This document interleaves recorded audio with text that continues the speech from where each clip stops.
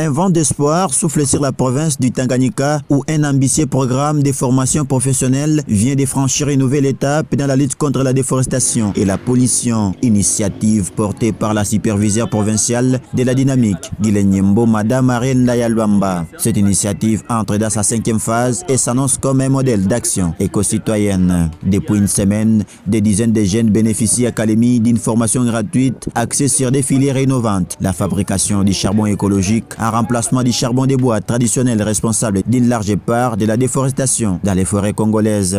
La production des pavés à base de déchets plastiques recyclés, une solution ingénieuse pour transformer la pollution plastique en matériaux de construction durable.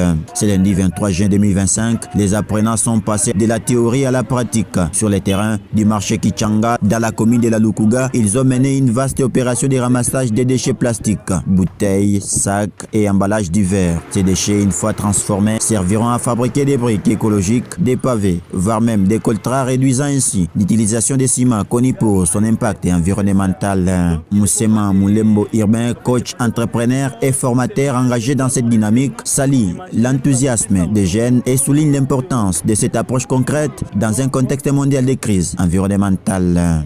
Merci beaucoup. Et pour la descente d'aujourd'hui avec nos apprenants, nous avons effectué, c'est sur les recyclages. Après les séances théoriques, nous étions obligés de descendre sur terrain parce que les apprenants ont appris les types de déchets, les catégories des déchets selon leur dangerosité. Il suffisait qu'ils soient aussi, qu'ils descendent aussi sur terrain pour très bien comprendre ce qu'ils ont appris théoriquement.